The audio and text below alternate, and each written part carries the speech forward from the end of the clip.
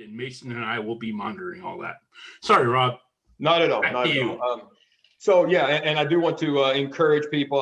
I've left ample room to for questions and objections and considerations of all sorts, ad hominem attacks, should that be appropriate. So feel free to drop them.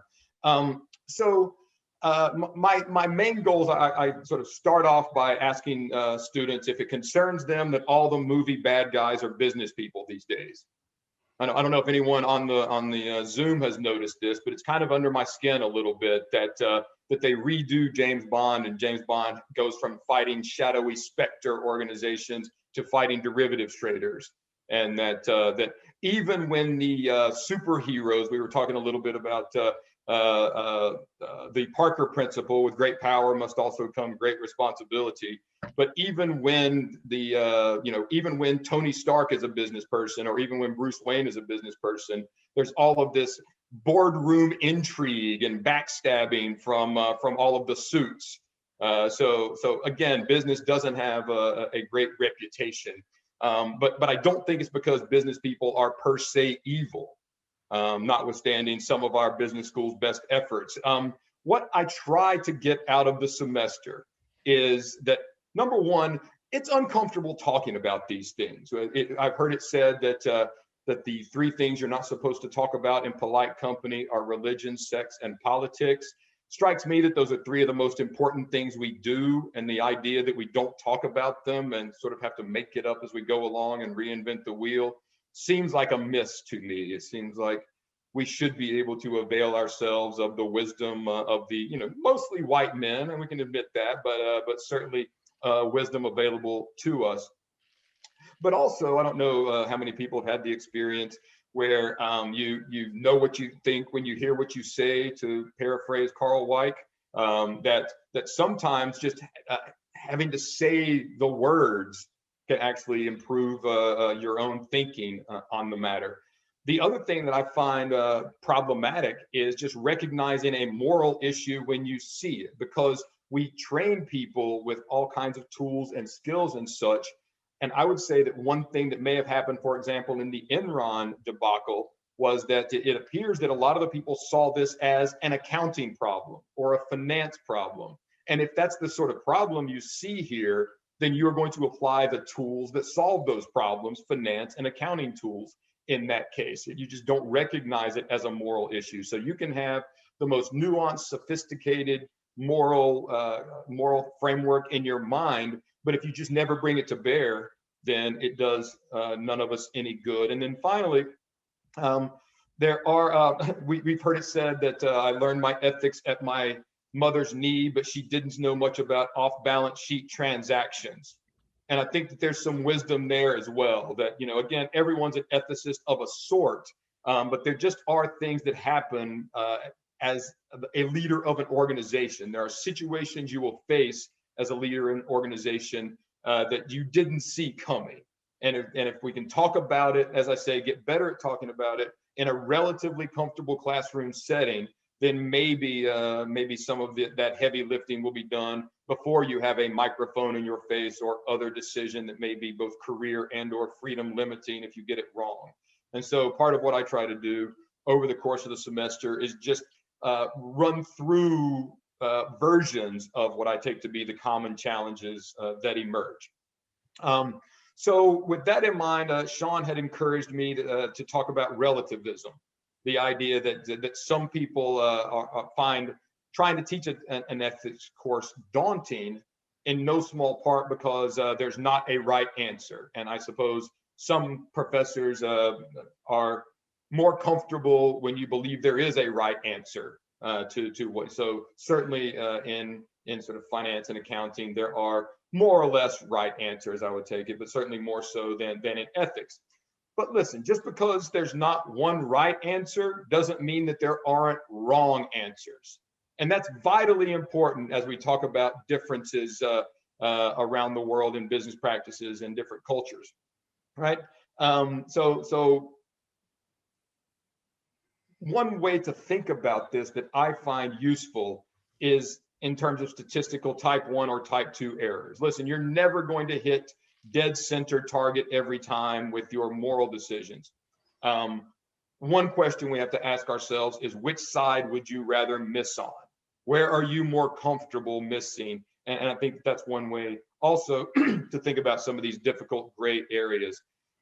The other technique that I think comes in terribly handy when we're talking to students, especially the ones who say, you know, there is no right and wrong, or who's to say what's right and wrong, is, well, listen, do you believe that we should have child slavery making Nike basketballs, right? And you know, do we believe we should have child slavery at all? There is a reductio, there is a bottom turtle that we can all dig down until we agree on some very minimum, perhaps, but some level that we do agree that no matter who you are, where you are, what you are, that something like human chattel slavery is wrong.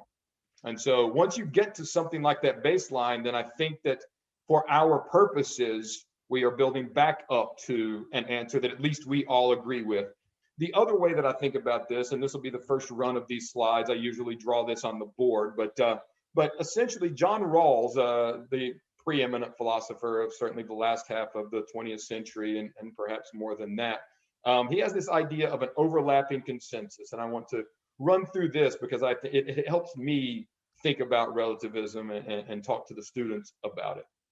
So here's the idea, is that there are these comprehensive moral schemes in the world, right? And it will tell you the right or good way to do whatever it is you need to do, everything from marriage to your work ethic to food and dress, et cetera, et cetera. And so we hear people talk about the American way, right? And the American way is presumably a comprehensive moral scheme that covers all of those bases. But of course, we also know that there are other countries in the world. Yes, that there are, for example, this one is, learned how to draw this just for the board work, but this is the Middle Kingdom, this is China.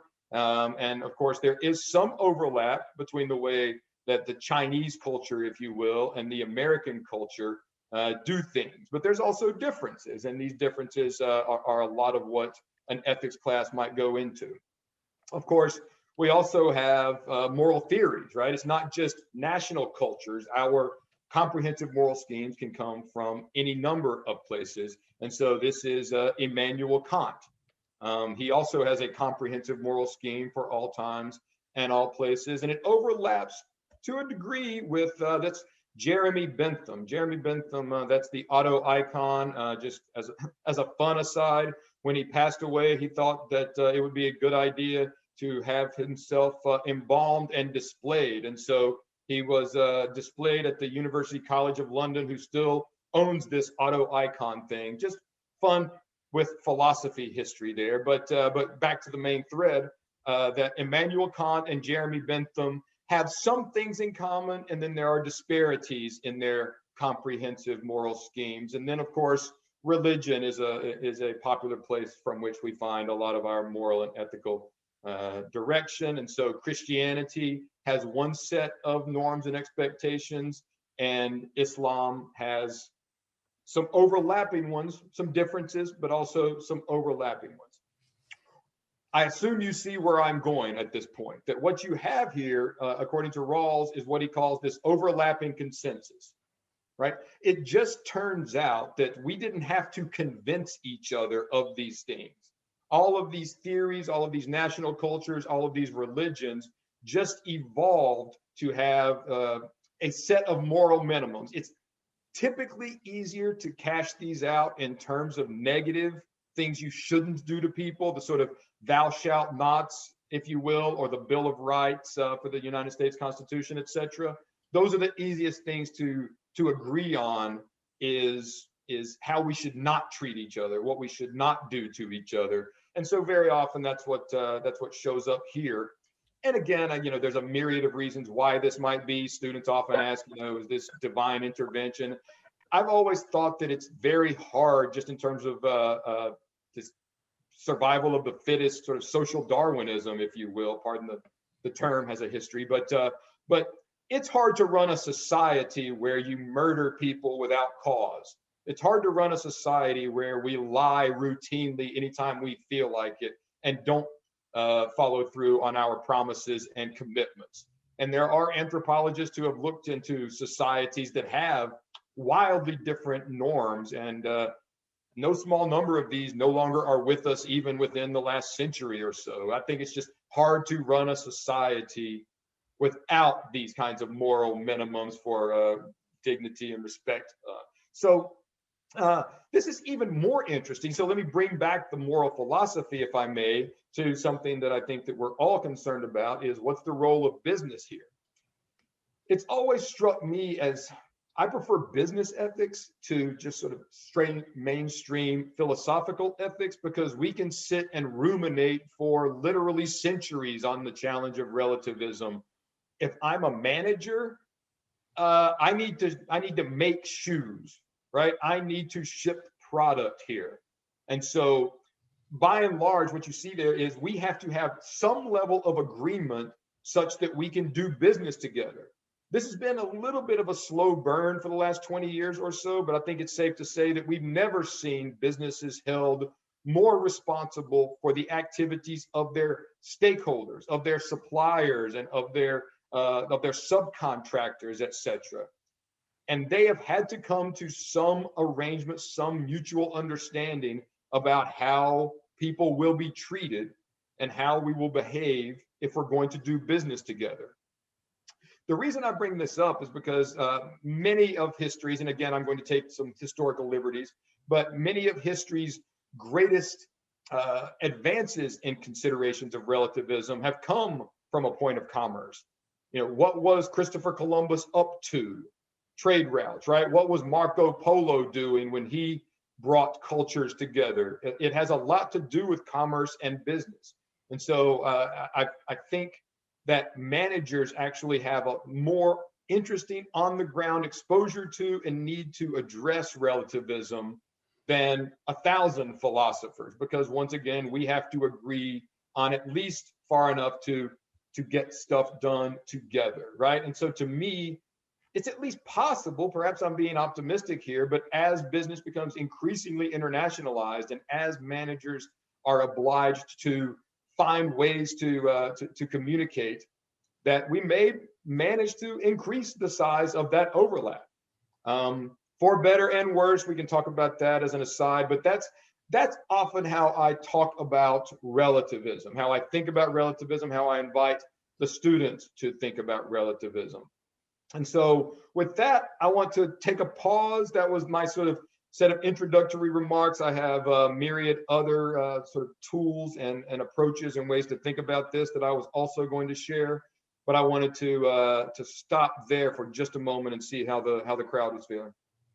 So I want to take this moment to thank both the co-director of the Daniels Fund at UNM, Wellington Spedick, for joining us today, and the other Daniels Fund campus leaders from around the consortium. So I know Kent Noble is joining us. I know, of course, Aaron Blaugrund is joining us from down from Las Cruces. And I'm sure I'm missing some people, but I will try to look through the list and make sure I see all the other fellow campus leaders before the end of the session. So are there questions from the audience? You know, feel free to put them in the chat or raise your hand. Rob, I have a couple clarifying questions. Yeah, by all means. In fact, I invite all of you, if you care to think about the most aggravating student that you expect to raise some issue, and I will do my best to say what I might say to that channeled individual. So, you know, you said something I think that is, you know, clear to I don't know, cleaning up business, for want of a better way to say it, which is, you know, you've got to be able to recognize a moral issue. And I'm just wondering how you work with students to, you know, to recognize the moral issue when, you know, they might be coming from disciplines that, as you say, you know, they've got a hammer and everything's a nail. So how do you work with them to help understand there's a moral issue here? To be blunt, and again, I don't know. We don't have, you know, I don't go out and interview students afterwards. I get some anecdotal reports from students who say that, you know, they might have stumbled into something but for the course. But honestly, I think that it is just our students learn a great deal about business from us. I think that goes without saying. But there are meta messages that we send in the creation of our curriculum and the allocation of time and demands on our students. And so something like, and there's this sort of interminable debate about whether or not we should have ethics in every class or whether or not we should have a dedicated course.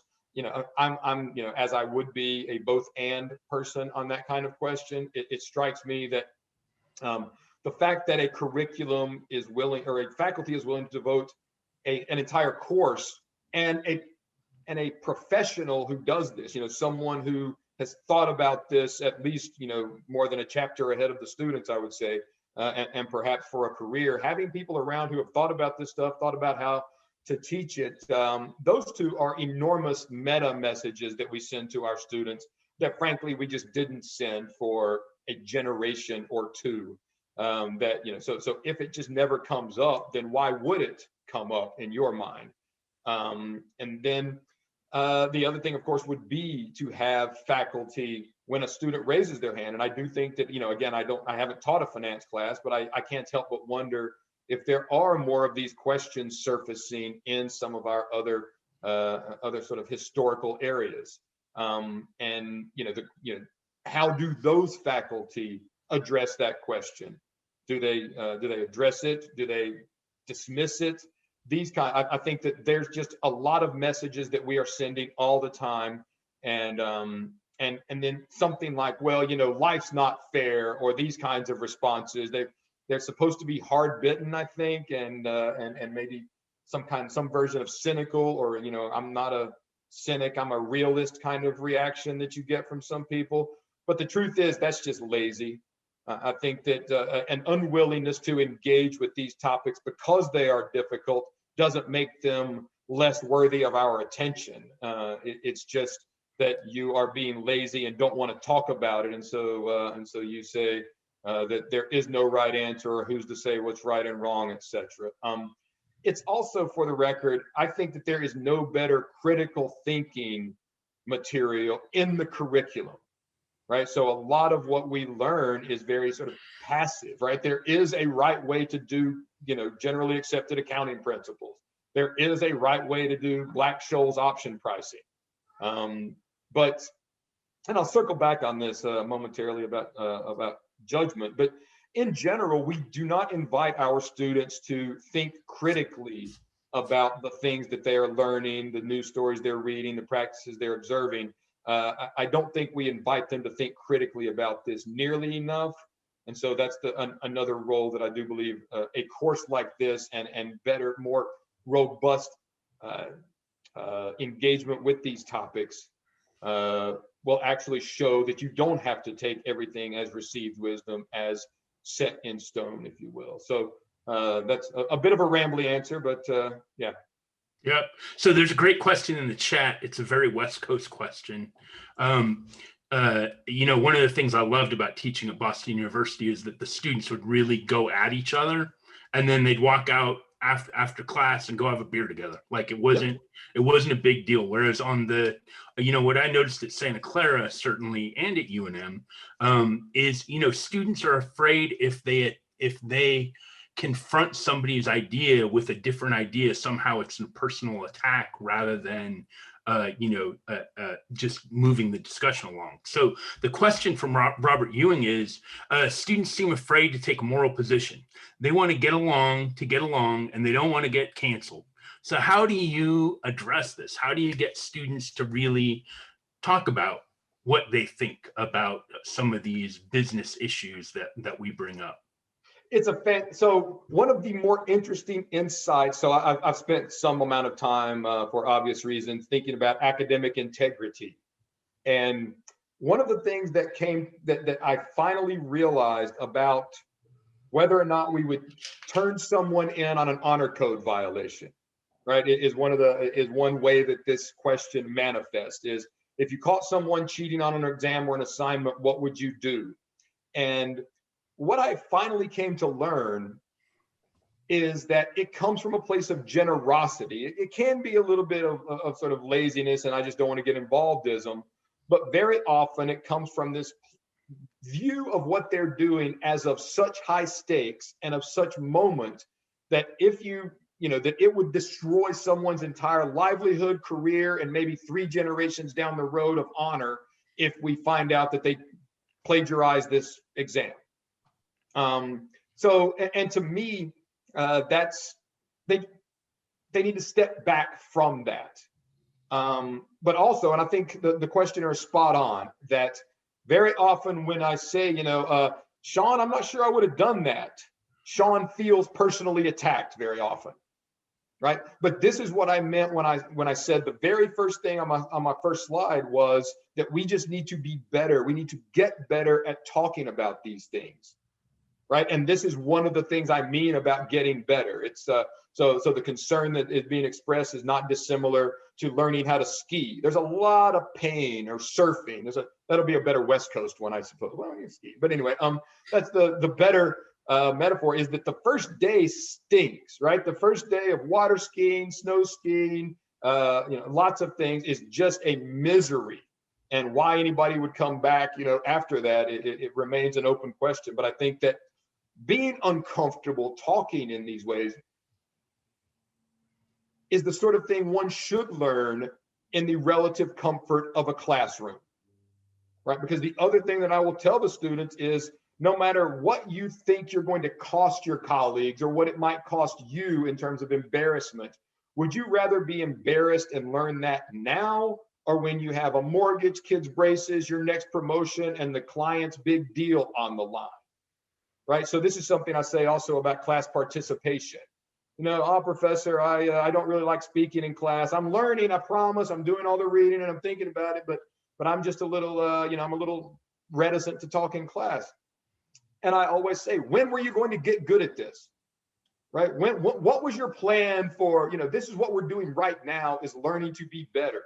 And if you think that being able to speak in front of, 25 or 30 people relatively extemporaneously is never going to come up for you in business, then maybe you can punt on this one. But generally speaking, I think you're going to need to know how to do this. And this is the best opportunity.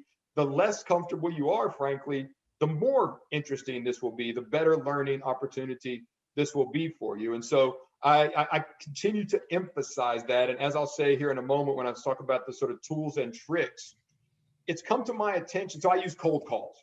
It's an artifact of my Darden training, but also just really useful. And what I find is that, for people who need monitoring, cold calls can serve that purpose. I can find out if you're, surfing the web instead of paying attention.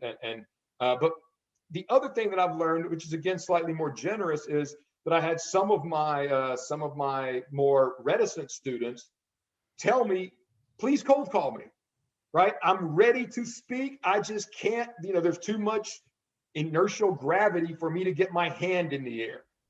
And this is particularly true from some of our international students, I have noticed, is that I want to say something, but I was not raised in a culture where I raise my hand, right? So if you cold call me, and so I was surprised to learn that. And so if we use cold calls as less threat and more opportunity, I also think that we can force people in a way to get better at something that they already think they should be better at. So that's, again, another sort of longer-winded question. Answer. Aaron, what do you got? I have a quick question, Rob, and I just want to say thank you so much for doing this. I've really loved everything you've had to say, and I know we have challenges in the classroom with our students, but I'm coming at this from a marketing perspective, so I'm a marketing professor, and sometimes there are big issues, big ethical issues that students can see. They can see the value, they can see why somebody's done something wrong. But yesterday, as you know, was April Fool's, and they had the big article that came out about Volkswagen and the little debacle that they created. So from a marketing professor perspective, how do I get students to understand how wrong that was and what the consequences are for the company when they really didn't understand that the issues that came out were going to happen? So on the one hand, I mean, the other thing we have to be is kind of easy on each other when we make sort of honest, well-intentioned mistakes. So this is certainly one of the sort of coddling of the American mind, Jonathan Haidt kind of arguments here, is that you need to make those mistakes. You need to trip over them and then, and then come back from them. And so that's part of it is believing that when you make a boneheaded mistake like that, that there is a tomorrow kind of thing. So, and I do think that some amount of our conversations around things like cancel culture invite that kind of conversation. How long must one spend in the penalty box after making a boneheaded mistake? I'm not sure. I saw that there was a Volkswagen with the L. I saw that it was a thing. I'm not 100% confident about why it turned into a kerfuffle, so I will punt on that specific example unless you want a response to that specific example. To me, marketing is fascinating because in a way, much of marketing is getting people to do something they wouldn't have done of their own free will until they knew what a great idea it was due to marketing. That's fascinating from a philosophical point of view. This is the way I always teach the Milgram experiments as well, is that, turning over your free will to someone else, we do it all day, every day without thinking about it. But it's not nothing philosophically. This is kind of a big deal to do something that someone else wanted me to do, and to have the kinds of power that marketers have. A lot of the sort of the stuff they know about cognition frightens me. I mean, and I mean that sincerely. I think that the things we can do to manipulate people with all of the various biases that we have familiarized ourselves with it is a power that can be used irresponsibly. And so I think that just, marketing is shot through with challenges around influence, challenges around potential cognitive coercion and so forth. So did that? I don't feel like that really nailed the center of your question, though, Erin. No, I just gave you an example, but yeah, no, I think it did. I think you hit the nail on the head. Okay. Yeah, I think that all the areas, by the way, are, I think, remarkable in their richness for obviously all of the IT stuff and AI.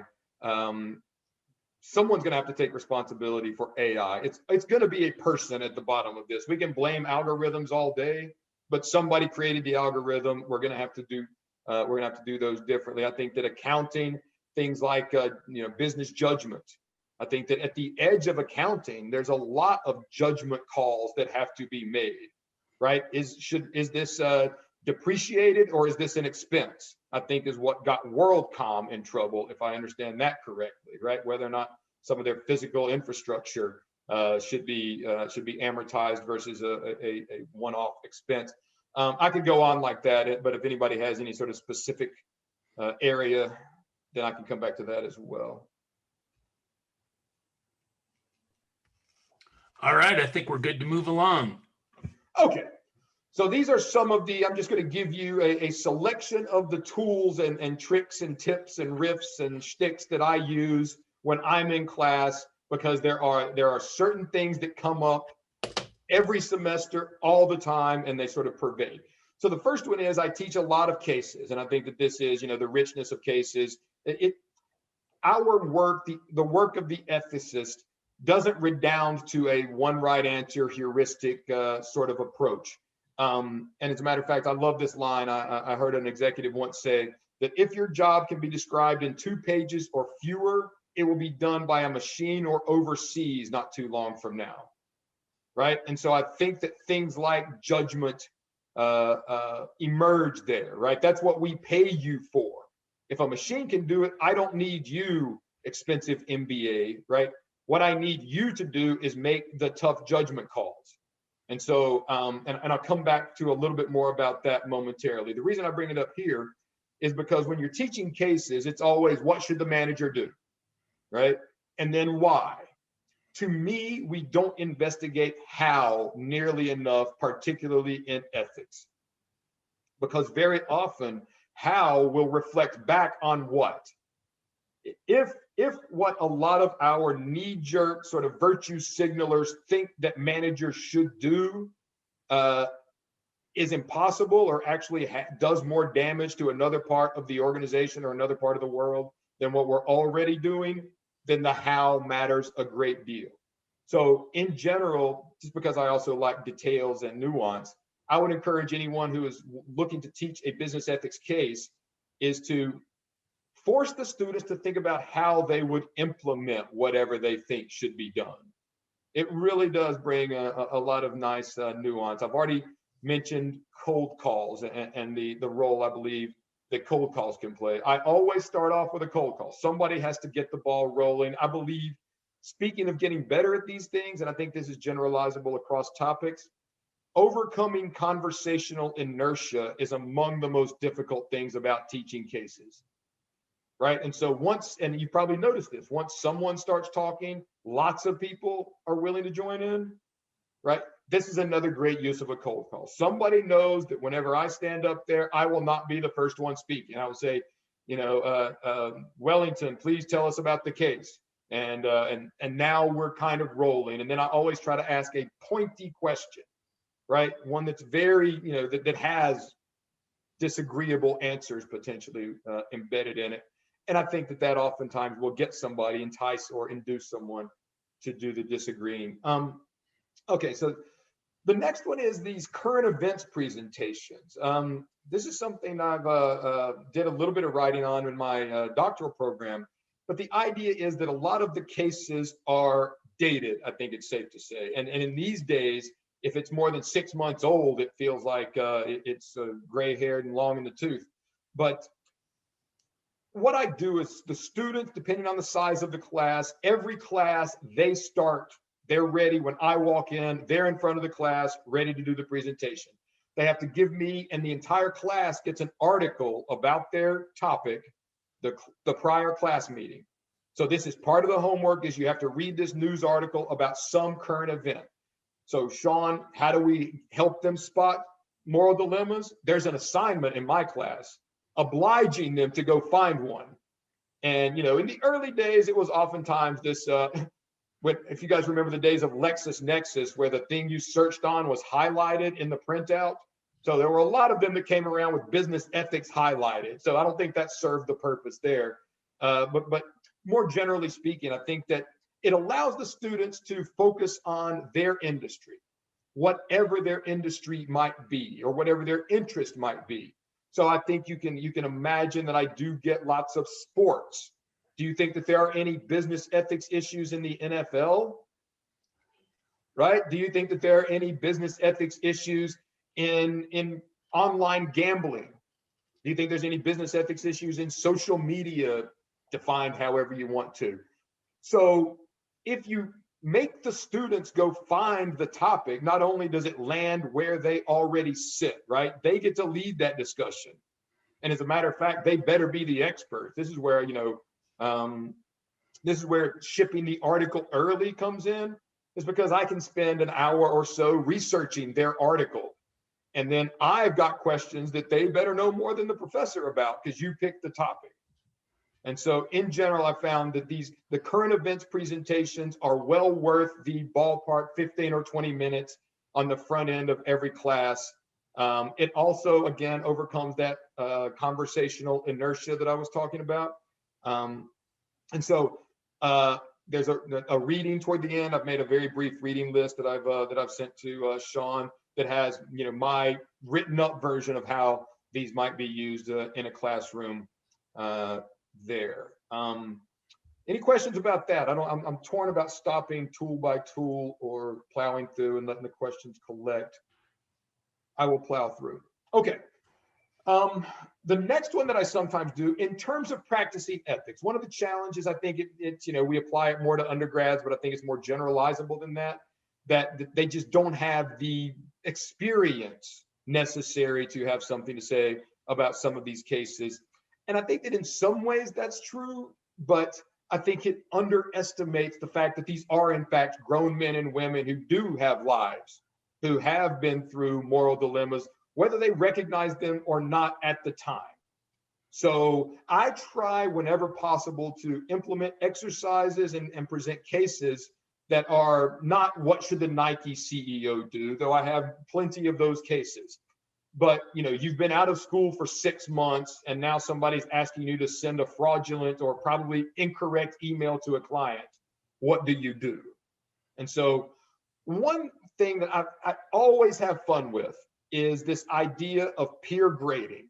So many years ago, I'm teaching a case where one of the organizational features was that it was one of those work cluster based structures where each individual within the work team interviews everyone who might be working for the work team, and then they have a common bonus pool, and they have to allocate to each other via this common bonus pool every year. And as I was teaching it, the students, oh, that sounds great. Wish I had more control over my life. That'd be awesome.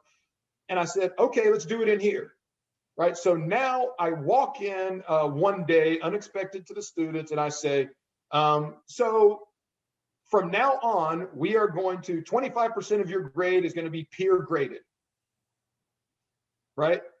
And how are we going to do that is the lesson of the day. And you start now, once it matters for the grade, you start to see hands that you didn't even know, like people had the capacity to wake up in your class, right? There's sort of the equivalent of money on the line now.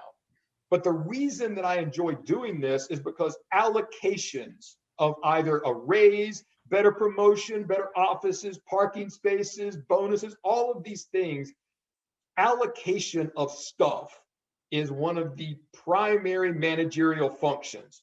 And whether or not you do that fairly or not, or in ways that induce the sort of behaviors you want to, fields are written about. We have, volumes of work done on a scholarly basis about HR and how to allocate these things. But we don't always talk about it in terms of fairness. And so now you have the class talking about things like,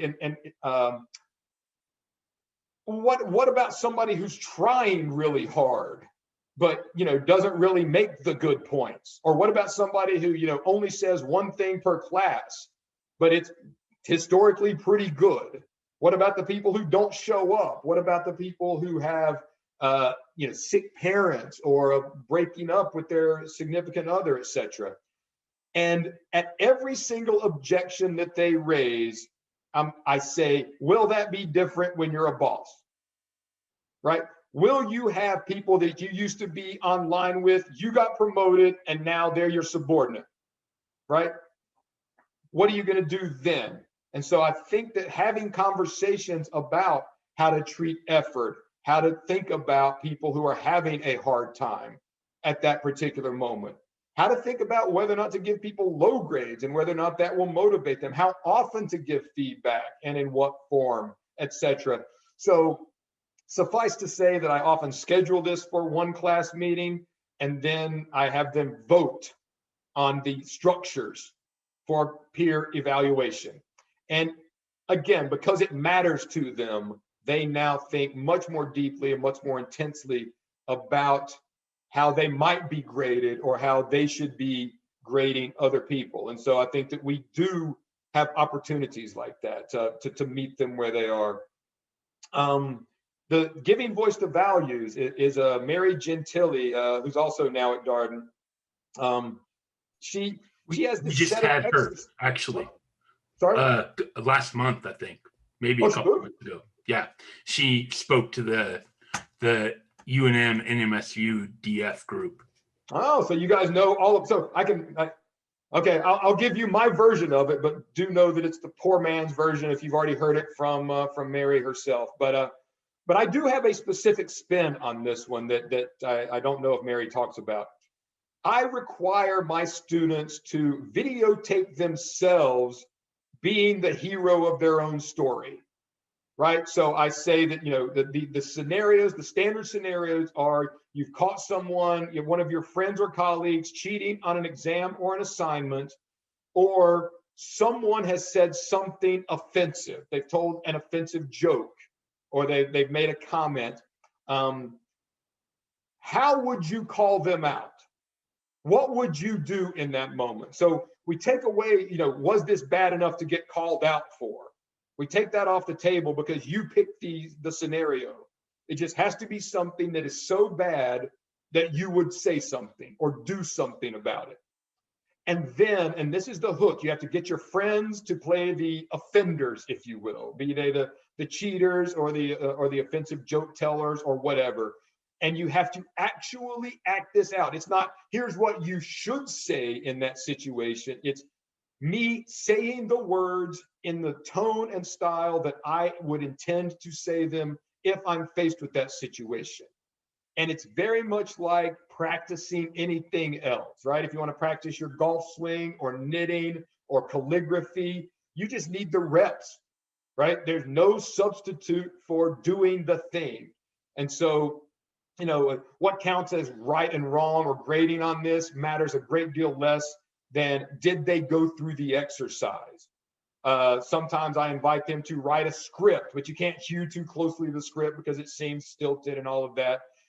Sometimes, there's some production value that also entertains me because they are sort of digital natives and video natives now, more so than they were back in the day. And so, and then sometimes, and this is where it gets tricky, is I don't always invite them to share their videos, except, if I ask them first, because sometimes it can get very intense and personal. I remember ones from some Muslim students who just didn't like being surrounded with the amount of sort of sin that they felt like they were surrounded by, right? And how do they address this as exchange students or students from other cultures? So you do get a very rich tapestry here. So again, I can talk more about that if anybody wants. And then, and this is one of my favorites as well. One source of resistance, and I don't know if we get that as much. I've got to be cognizant to be not fighting the last war as many generals do, but it was long a point of contention whether or not you can teach adults ethics, right? I'm a grown up. I've got my ethics. They're pretty hard and fast right now. And again, I said that there may be situational applications, but the other thing is that we are still trainable. We are still teachable, even as the beard gets grayer. And my evidence for this, and there is, now scientific evidence for something I've been beating anecdotally for a long time. I wish I thought to do the study, frankly. But they asked 19,000 people, are you the same today that you were 10 years ago? Are you the same person today that you were 10 years ago? And across demographics, across any number of controls, most people say, oh, no, I have evolved, I've grown, I've matured, I'm so much wiser today than I was 10 years ago.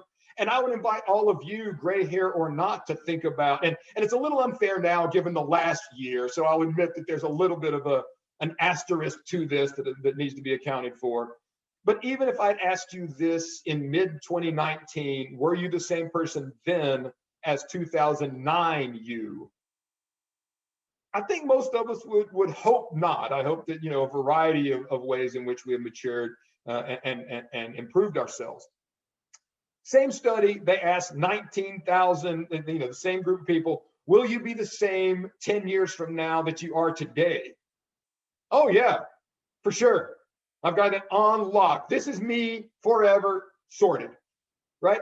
Even though they know for a stone fact that they are not the same that they were 10 years ago. Now, again, the reason that I think this is relevant for a business ethics classroom and for our students in particular is when you ask them, what were the raw materials for the differences between you and 10 years ago? The answer is your people, right? The people you are sitting with right now, the people you are surrounded by are the raw materials for your own personal evolution, right? Even if you're resisting them, even if you are saying, whatever I do, I never want to be that, right? That has an effect, that has landed on you. And so I often say, listen, if you're in an MBA program, maybe because you want to make a career switch, I'm not, I don't ask for hands on that one, but, very often people are. I was like, listen, if you don't want to be, money's important, location, job title, all that stuff is important.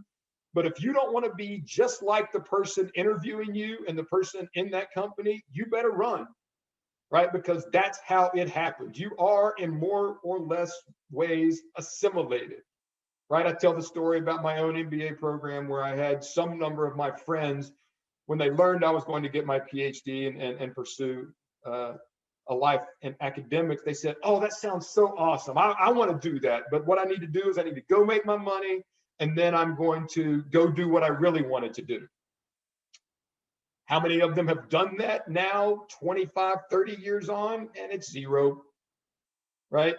And part of it is, the golden or silver handcuffs, however they like to describe it. But the other thing, honestly, is you begin to believe the hype, right? You begin to believe and sympathize with things that you wouldn't have sympathized with before you joined that organization. And so this is all about, and I mentioned it earlier, but I'll come back to it, Aristotelian judgment, right? One of my favorite Barack Obama isms is he says, I don't get easy questions, right? By the time it lands on my desk, it has been through hundreds, if not thousands, of the smartest people in the world before it lands on my desk. Every decision I make is hard.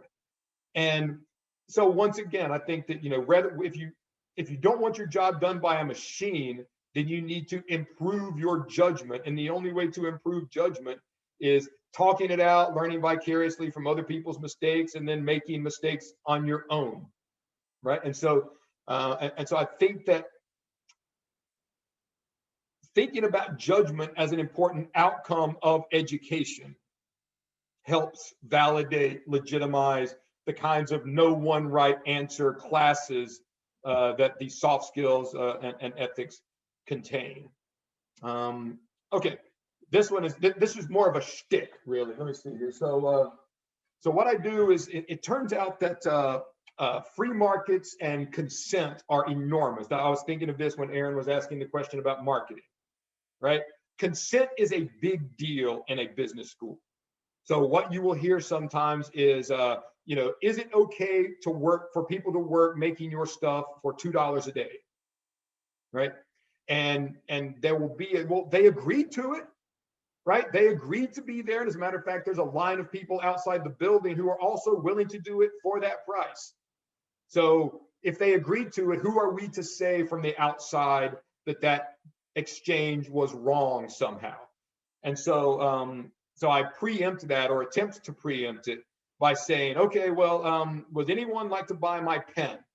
Right, and I always have hopefully a cheap one. This one is a 207 from the good people at Uniball, right?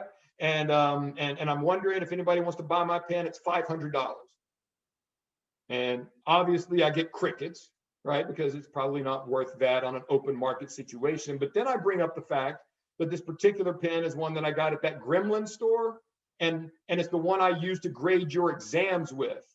And for whatever reason, I try to write A and it only writes F. F, F, F, F. It's the only grade this dang pen can write, but it's the one I use to grade your assignments with. So what are you going to do? Right? Now, does anybody want to buy my pen for $500? Right? And suddenly, you're already in for, a few tens of thousands. So we can probably scrummage together a collection and buy the pen off of you, because you don't want the pen. You just want me to not have it. So was that exchange a free market, free will exchange?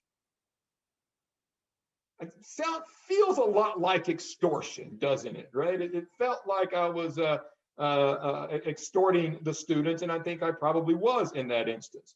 So I say, listen, you handed me the money and I handed you the pen, but there was a lot going on in that context. And so I think that this introduces the prospect of people aren't as free as we think they are when they're accepting a job. Things like, it does occasionally come up, is it okay to sell organs? Right? And, they had an extra kidney and apparently they wanted the money more than the kidney. And, all I can say is, how far down the list of things you're selling would you have to go before internal organ makes the list? And so that just feels like, if it's not gun to your head, like your money or your life is a choice, technically, right? But a gun to your head is also the sort of archetypal coercion. And again, I think this just introduces a common language for us to discuss relative free will. And I think, once again, swinging back to the marketing question is, to what extent are people who have been subjected to some of their own cognitive biases, are they still people of free will, adequate to justify whatever the consent is seen as justifying in this case? And then finally, I'll just leave you with something that I have been bludgeoning academically for decades now, is that in academia, we always talk about, can we talk about normative subjects in strategic management? I don't know if this afflicts other fields or not. I'm sorry if it does. It's sort of the scientism and methodology that leads us to think that something that doesn't have a right answer probably shouldn't be subject of our field. And I just want to suggest that there is no stronger coordination mechanism in the history of humankind than norms, ethics, and values, right? And I'm talking about things like physical brute force. We can coordinate activities using brute force. The supply and demand curves that we learn about in our intro econ coordinates behaviors in a variety of ways. But if you want to know how things are done in an organization, you can read the policies and procedures manual, or you can ask, what happened the last time somebody blanked? And that's your culture. I don't care what the policies and procedures say. However things are done around here is how things are done around here, right? And so if we ignore these norms, if we pretend they're not there and that this problem should yield to some algorithm or some quantitative method or some one right way of strategic management, we're frankly teaching them badly. We are giving them a wrong impression about what it's like to be an executive. And as a matter of fact, the higher you go in the hierarchy, the more likely we are to need your judgment rather than your algorithm. We need you to make the tough calls. And so you should think for the job you want rather than the job you have. And that includes a lot about norms, values, and ethics.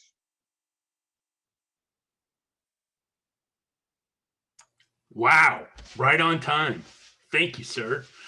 We have time for a couple more questions. If anybody has a question they'd like to ask Dr. Phillips, that sort of, I love that question of, that student that you're anticipating having in class. How do you deal with that student? And I know there's lots of kind words in the chat, Rob, so thanks for sharing everything that you have shared, but I'm just wondering, in our last couple minutes here, if anybody has a question to go away on. Sean, I'll jump in. Okay, let's hear it, Kent. First of all, Kent Noble, the Daniels Fund campus leader at University of Wyoming. Yeah, thank you, Sean, Rob, and thank you. Very well done. I'm glad we recorded this.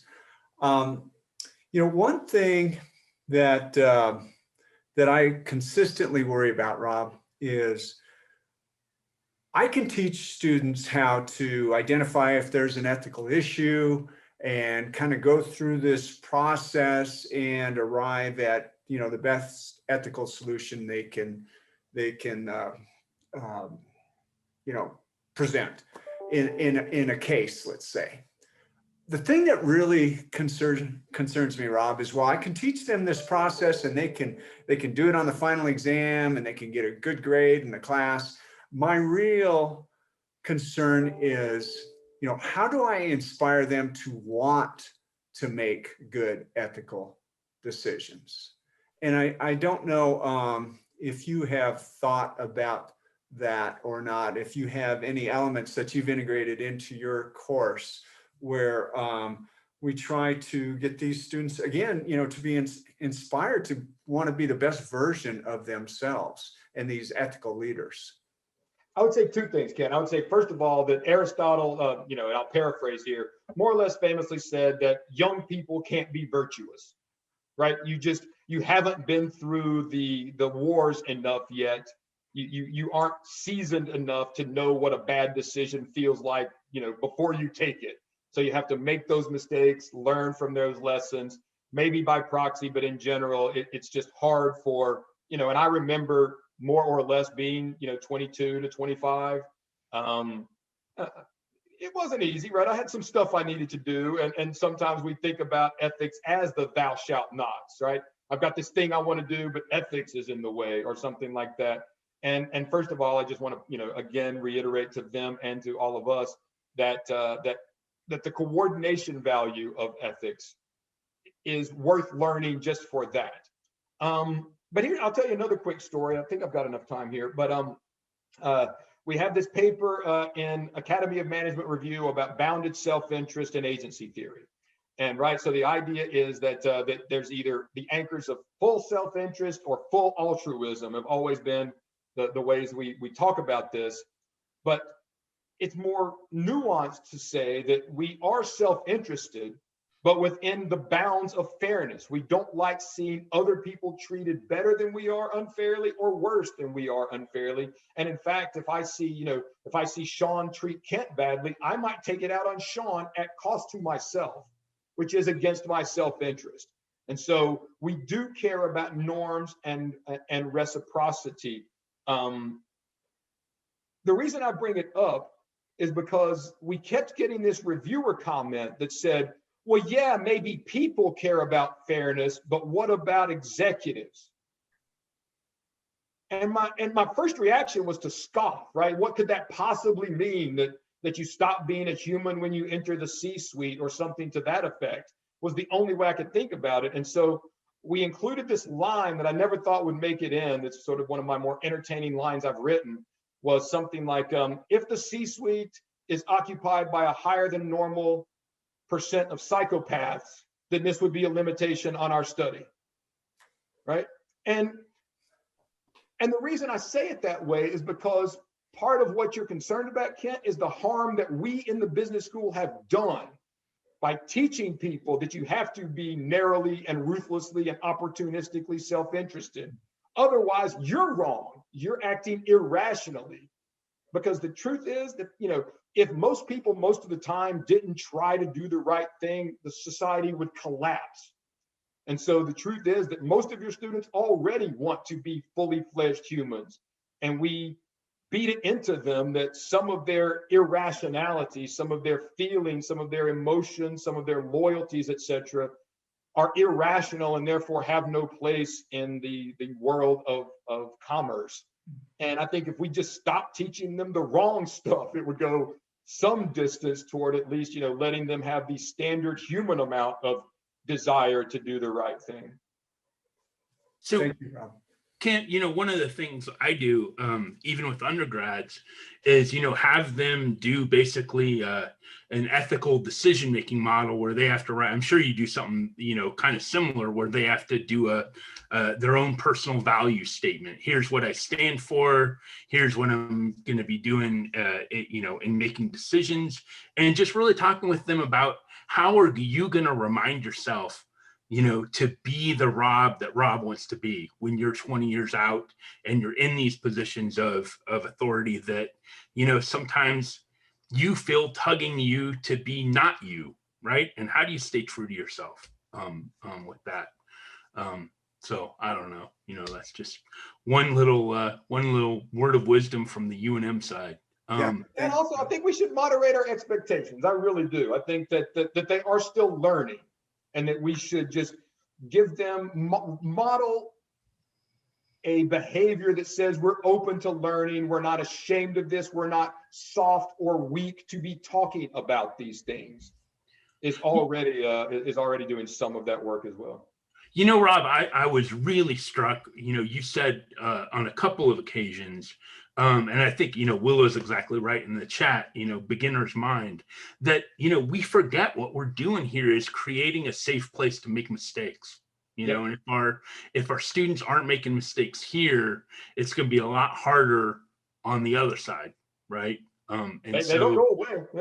Yeah, no, I mean, we want to encourage a space where people can fail, and as you said, I think fail with good intentions, right? Trying to do right, but just didn't quite get it right. Yeah, because it's hard. Because if it was easy, we don't need you.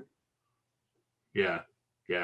And I think I know for myself, I can't speak for any of my colleagues, but I know for me, it's worthwhile to remember that's part of what we're doing here. All right. Well, that brings us to 12:30. So thank you for spending the hour with us. UNM folks, hang around and we'll continue the conversation a little bit in a UNM specific way. For those of you non-UNM folks who have joined us, thanks for hanging out and spending an hour with Benny. Of course, had to make an appearance here. He every time there's a Zoom call, Ben runs into the camera and tries to get on. So anyway, thank you, Rob. Thank you all for joining us, and thank the Daniels Fund, as Rob said, for the support of this event. Thank you all. Enjoyed it. Yep. UNM people hang around.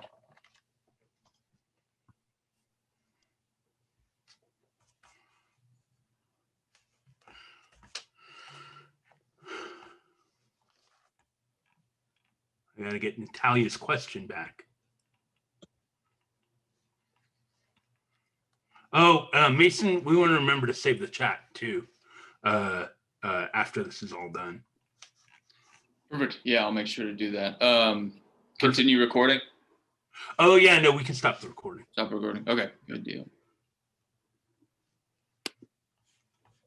All right, so Rob, we had a question from one of the